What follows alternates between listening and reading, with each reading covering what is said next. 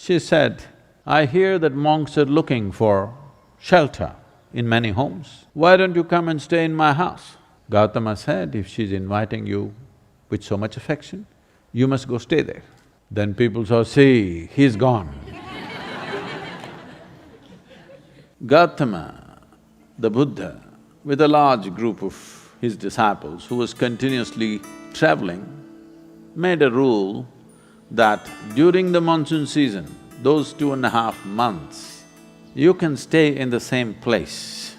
The rule for the sannyasis or the monks who were with him is you should never stay in any place for more than 2 days.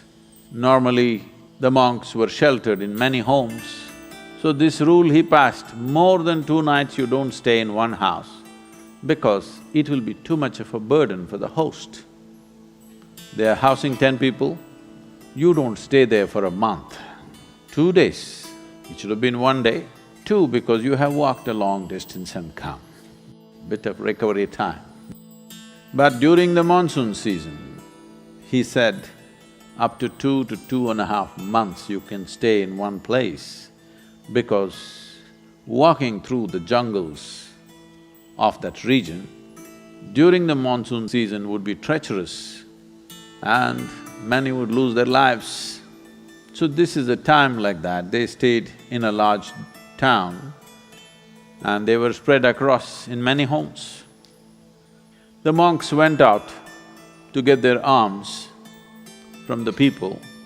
Ananda or Ananda Tirtha, as he was known, who happened to be Gautama's elder brother before his monkhood, went out and there was a courtesan or a prostitute in the town.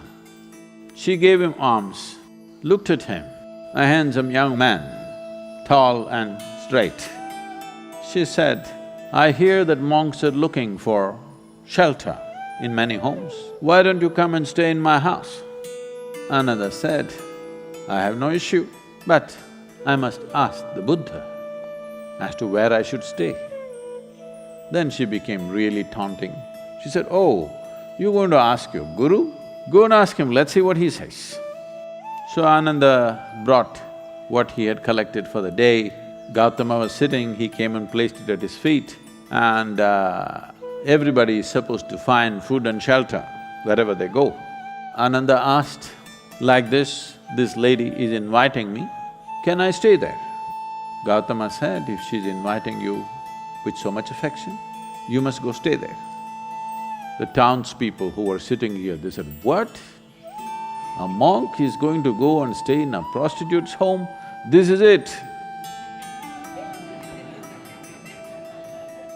This spiritual process has become corrupt. Gautama looked at them and said, "Why are you so worried? The lady is inviting him. Let him stay, what is the problem?" They all started getting up and started shouting. He said, "Wait, I am on this path because I see this is the most powerful way to live. Now you're telling me her ways are more powerful than my ways.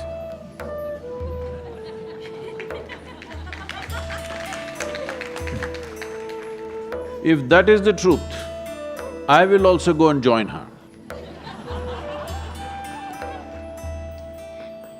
I am here because I see this is the most precious and powerful way to exist. If you think her ways are better than mine, I should also go and join. Because if you're a true seeker, that's how it should be. If you found something much higher, you go for that." Then people shouted and many of them, of course, leave. Then Ananda went and stayed with her. Monsoon time, because of rains it gets cold, monk is wearing a thin habit.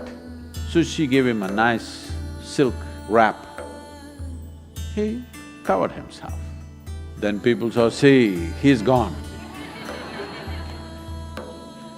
She made nice cooking and gave it to him, he ate. Then in the evening she danced for him. He sat, watching very carefully, with utmost attention.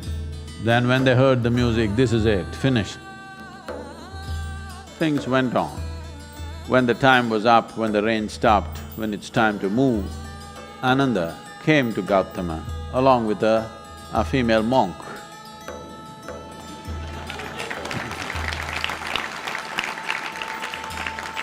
So, the power of being on the path of truth has been there, but has been many times at its height, but never got mainstreamed. I see that today, because of our ability to communicate, because of the tools of technology, the natural longing, the innate longing in a human being to find truth, this is not a thought thing. This is not something that been taught to people that you must seek truth. It is natural for human intelligence to seek what is highest. If you are given an option, any human being, given an option, either to be here or there, he will always say, I want to be there. Right now he may be caught up here, but aspiration is to go to whatever is the highest.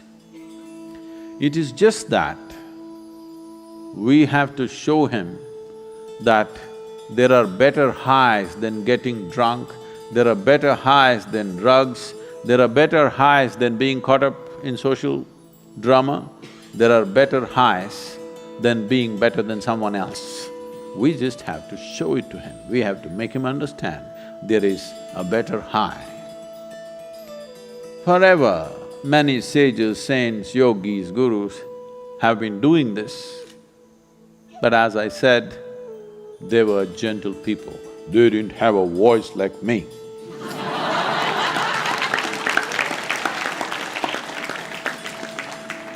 They didn't have a microphone. They didn't have tools with which they could speak to somebody there. They could only speak to people here. In spite of that, they did tremendous things. For their times, many of them did tremendous things out of sheer grace and energy. Millions of people around them, they transformed. Millions of people around them, they put them on the path of truth, on the power of truth. But a time has come where our ability to communicate is such, we can make truth slip through every door. We can make truth knock on everybody's minds and hearts. Never before this was possible. Technology has rendered us to this place. I feel this is the best age ever to make truth mainstream, to be truthful, to aspire for truth, to seek truth, the main force on the planet, because we have tools that nobody ever had.